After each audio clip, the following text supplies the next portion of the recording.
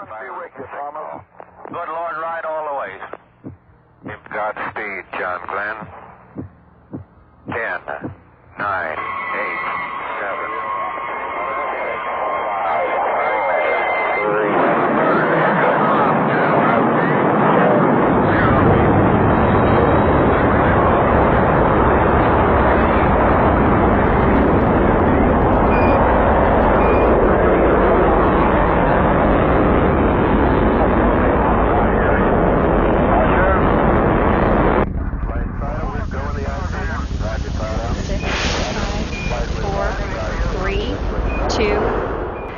And God said, let there be light. And there was light. And God saw the light. And it was good. Houston now controlling. Houston, Endeavor, roll program. Roger, roll, Endeavor. Commander Chris Ferguson confirming Endeavour is rolling on course for a rendezvous with the International Space Station. Speed 1,000 miles an hour. Altitude 1 mile. We are now approaching lunar sunrise. And for all the people back on Earth, the crew of Apollo 8 has a message that we would like to send to you. Now it is time to take longer strides. Time for a great new American enterprise. Time for this nation to take a clearly leading role in space achievement, which in many ways may hold the key to our future on Earth. Why choose this as our goal? And they may well ask, why climb the highest mountain? Why, 35 years ago, fly the Atlantic? Why does Rice play Texas?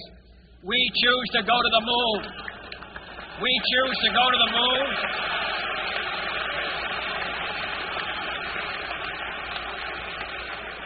We choose to go to the moon in this decade and do the other things, not because they are easy, but because they are hard. Because that goal will serve to organize and measure the best of our energies and skills. Because that challenge is one. In the midst of the waters. And let it divide the waters from the waters. And God made the firmament. And divided the waters which were under the firmament from the waters which were above the firmament. And it was so. And God called the firmament heaven. Apollo astronauts Roger Chaffee, Edward White, and Gus Grissom lose their lives in a tragic flash fire aboard their grounded space capsule. The tragedy occurred during a simulated countdown for the first flight of the Apollo program, whose goal is to put a man on the moon by 1970. Grissom and White were veterans of spaceflight. Chaffee, a rookie. During a drill similar to this, the entire three-man crew was engulfed by flames. A blue-ribbon panel of space experts is investigating, aided by impounded NASA films and tape recordings. Grissom was one of the 7 original astronauts. White was America's first spacewalker. Chaffee, never in space, had long experience as a jet test pilot. He was proud and happy that his first flight was to initiate the Apollo program. When the tragedy struck, one of the astronauts shouted, "Fire in the spacecraft!" In a few seconds, all 3 were victims of the swift inferno which left the capsule a blackened shell. One reporter said it looked like the inside of a furnace.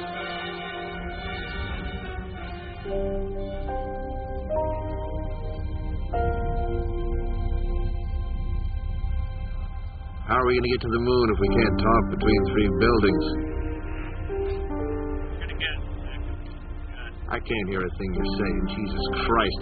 I said, how are we going to get to the moon if we can't talk between 2 or 3 buildings?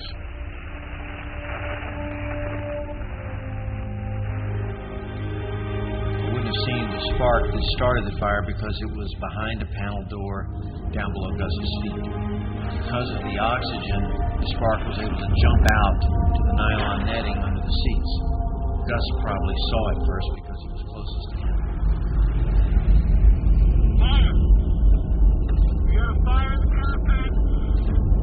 The procedure would have had Gus push down Ed's headrest so that Ed could start turning the latch on. We got a bad fire!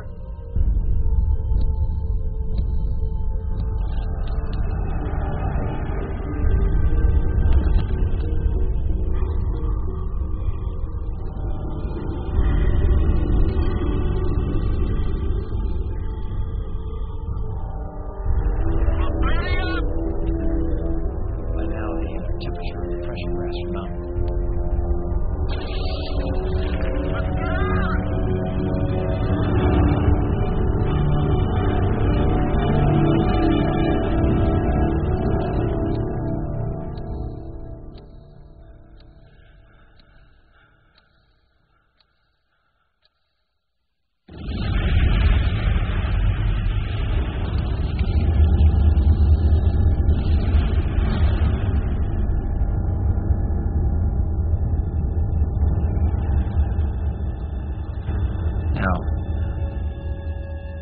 It just took me a minute or more to tell you all that.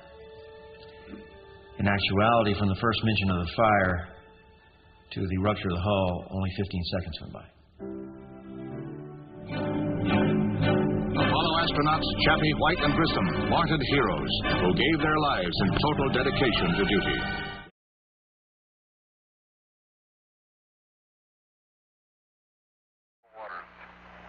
And God made the firmament, and divided the waters which were under the firmament from the waters which were above the firmament. And it was so. And God called the firmament heaven. And the evening and the morning were the second day. They gathered for what turned out to be their last meal at 6:48 this morning, the ceremonial breakfast. For months they had trained together. Astronaut Ellison Onizuka from Hawaii, the star of this mission, New Hampshire schoolteacher Krista McAuliffe, pilot Michael Smith, mission commander Dick Scobie, astronauts Judith Resnick and Ronald McNair, and payload specialist Gregory Jarvis. After 3 days of delays, they appeared tired but quickly rejuvenated by applause as they headed for the launch pad. Scobie, followed by mission specialist Judy Resnick, Ron McNair, pilot Mike Smith, followed by Krista McAuliffe, teacher in space, Ellison Onizuka, and payload specialist Greg Jarvis. Final preparations before liftoff. The ground crew gives McAuliffe an apple for the teacher, and wishes of good luck. Initially, liftoff was scheduled for 9:38 this morning, but again there were problems. A hard freeze overnight left ice on the launch pad, a 2-hour delay. And then NASA discovers a faulty fire detector on board the shuttle, another hour's delay while it's replaced. Finally, the liftoff was set for 11:38. A crowd of some 500 spectators, including 18 visiting school children from McAuliffe's hometown of Concord, New Hampshire, waited anxiously and then counted down.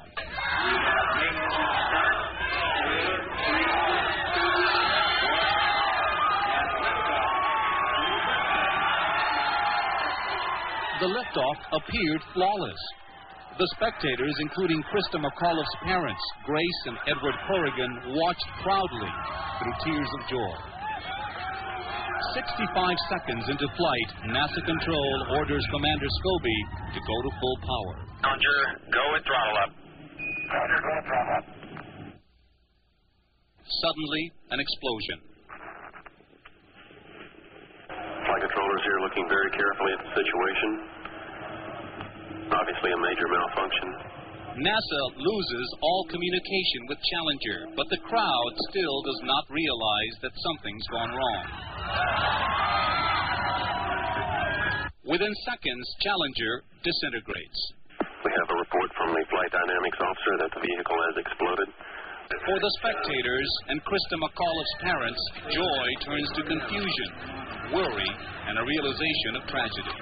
The $1.2 billion spaceship, its 7 crew members, and their satellite payload disappear. Within minutes, emergency rescue teams parachuted in, converging on a search area 18 miles east of There's a coincidence today. On this day, 390 years ago, the great explorer Sir Francis Drake died aboard ship off the coast of Panama. In his lifetime, the great frontiers were the oceans, and a historian later said he lived by the sea, died on it, and was buried in it. Well, today, we can say of the Challenger crew, their dedication was, like Drake's, complete. The crew of the Space Shuttle Challenger honored us for the manner in which they lived their lives.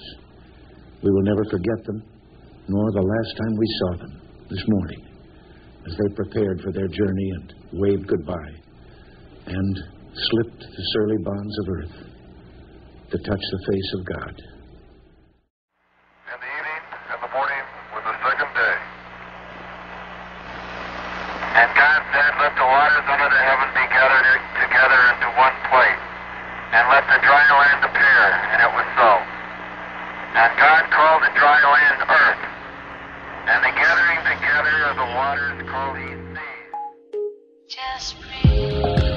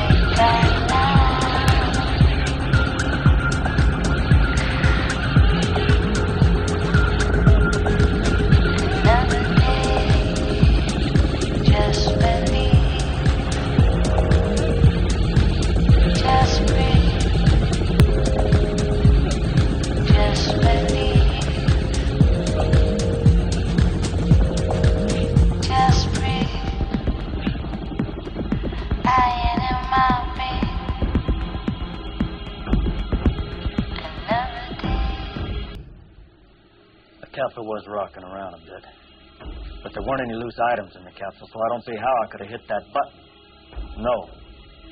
I was just lying there, flat on my back. And it just blew. Thank you, Mr. Gibson. My God. He lost his capsule, but he's keeping his story. And to recap yesterday's dramatic events, here we see America's newest hero, Gus Grissom. He is shouting to save the capsule first. Attaboy, Gus. Pull that stuff in flight test, it's all over for him. His life for his country by going to I say he screwed the pooch, partner. Plain and simple. Yeah, well, sometimes you get a pooch that can't be screwed, you know. I'll tell you something. It takes a special kind of man to volunteer for a suicide mission, especially when it's on TV. Kennedy has called the flight a total success. Oh, Gus, you did all right. Though the capsule was lost, our new hero, astronaut Gus Grissom, was saved. And now President Kennedy has started an even more ambitious... April 11th, 1970. Launch Day. The crew of Apollo 13. Jim Lovell, commander and veteran of 3 previous missions. He had orbited the moon Christmas 1968 on Apollo 8. Fred Hayes, his first time up, lunar module pilot. Jack Swigert, command module pilot. Ignition, Fred. Roger. Roger. Clock start, Flight. Roger. Touch the door, all engines. Roger. Okay, throttle has it look. Looks good here, Flight. Good agreement. Okay, boost that look. Frequency looks good, Flight. Okay, Capcom, we go on the ground. Odyssey and Aquarius moved away from Earth toward the moon.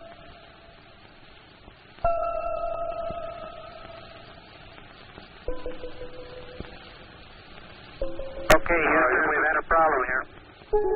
Flight guidance. Go guidance. We've had a hardware restart. I don't know what it was. Okay. Houston, we've had a problem. How about you, Ecom? You see anything that, with the instrumentation you got that could be venting? That's a firm flight. Let me look at the system flight as far as the venting is concerned. Okay, let's start scanning. Here is a bulletin from ABC News. The Apollo 13 spacecraft has had a serious power supply malfunction that could cause the lunar landing mission to be terminated early. Okay, now let's everybody keep cool. We got LEM still attached. The LEM spacecraft's good, so if we need to get back home, we got LEM to do a good portion of it with. Okay, we want to keep the O2 and that kind of stuff working. We'd like to have RCS, but we got the command module system So we're in good shape if we need to get home. Let's solve the problem, but let's not make it any worse by guessing. My concern was increasing all the time. It went from, I wonder what this is going to do to the landing, to I wonder if we can get back home again. It was now a matter of survival. Lovell, Swigert, and Hayes rode in the lunar module attached to a lifeless command module. Command module just slowly kept going down in temperature until I think just prior to reentry, it was down to about 38 degrees. And along with that, there was a sort of a chilling coldness. The walls were perspiring, the windows were completely wet. There would be still another burn. A mid-course correction to get Apollo 13 into the narrow corridor through the atmosphere for a safe return to Earth. Ignition. Thrust looks good. Shut down. Hang in there, it won't be long. There were moments when I didn't know how much consumables we had, whether we could make it back or not, but in a situation like that, there's only one thing you can do. You just keep going, and you just keep thinking up where you can get more consumables. And so that's exactly what we did. On April 17th, they prepared for re-entry. After a small course correction burn, they jettisoned the damaged service module. Copy that. And there's one whole side of that spacecraft missing. Is that right? The whole panel is blown out, almost from the base to the engine. It's really a mess. Man, that's unbelievable. Next, they got back into Odyssey to jettison Aquarius prior to entry into the atmosphere. Okay, copy that. Farewell, Aquarius. Thank you. Odyssey Houston standing by, over.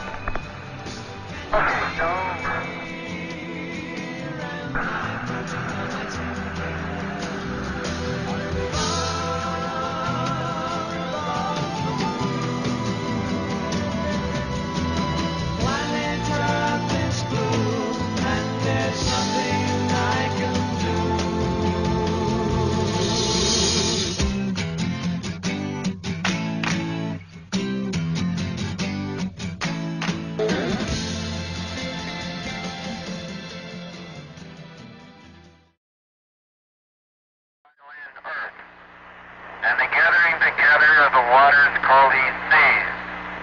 And God saw that it was good. And from the crew...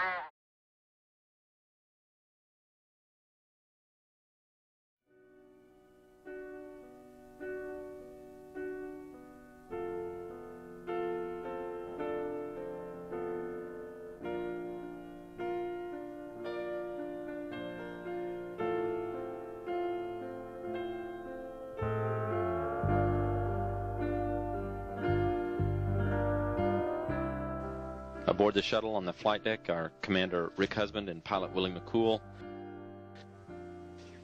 flight engineer Kalpana Chawla, and mission specialist Laurel Clark. On the lower deck of the shuttle for entry are payload commander Mike Anderson, mission specialist David Brown, and payload specialist from the Israel Space Agency Alon Ramon.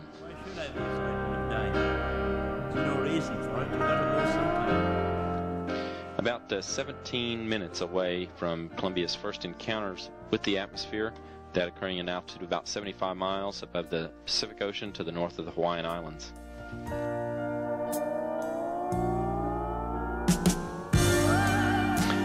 Columbia's altitude now 71 statute miles as it enters Earth's atmosphere above the Pacific Ocean en route to the Kennedy Space Center. Its speed 17,000 miles per hour.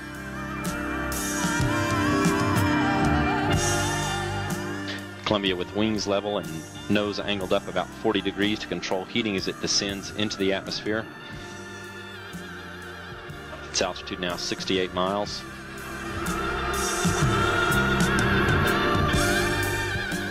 Columbia in almost an 80-degree bank to the right to dissipate speed. The first of 4 banks it performs as it approaches Florida to slow down as it descends. Altitude now 47 miles, or about 248,000 feet.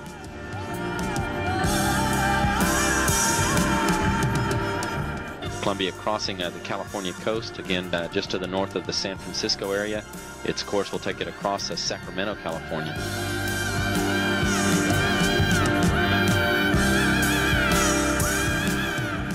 The shuttle in the left bank with wings angled about 57 degrees to horizontal.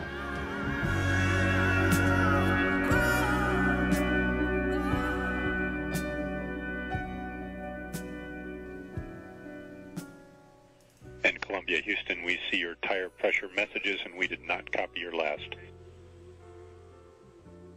Roger.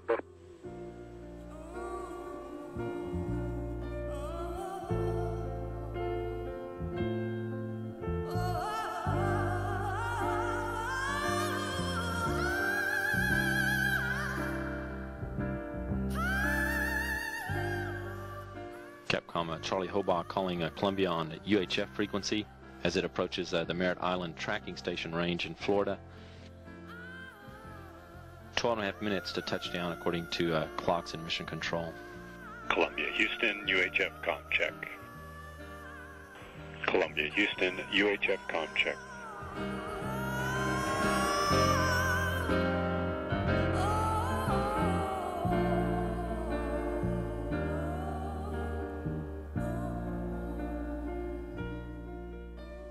No tracking data or communications has been reported from the Space Shuttle Columbia since 8 a.m. Central Time this morning as it flew 200,000 feet above north central Texas en route to a landing at the Kennedy Space Center in Florida.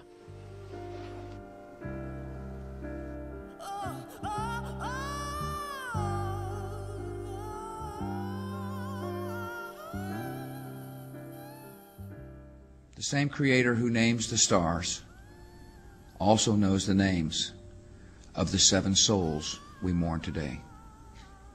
The crew of the Shuttle Columbia did not return safely to Earth, yet we can pray that all are safely home.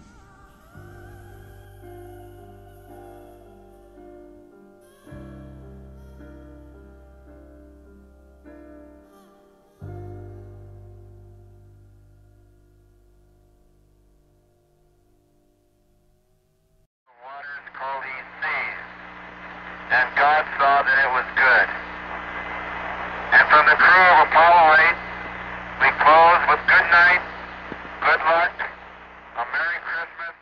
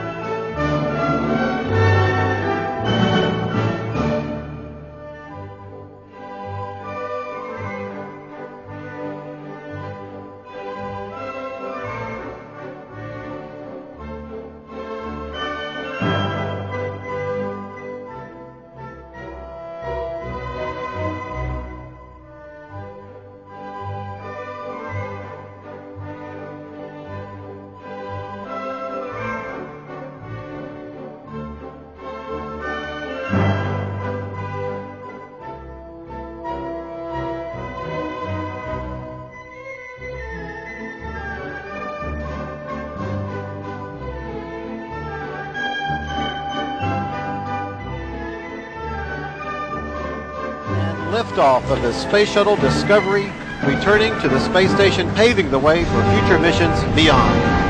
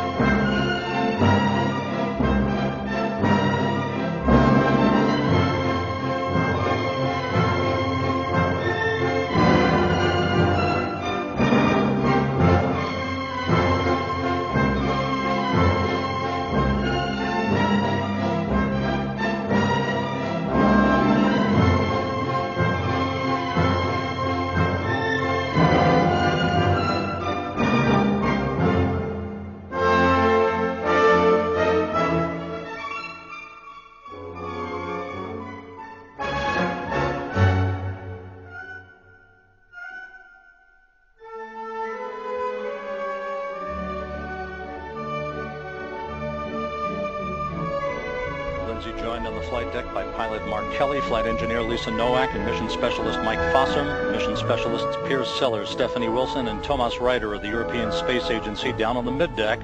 Ryder headed for 6 months on the International Space Station.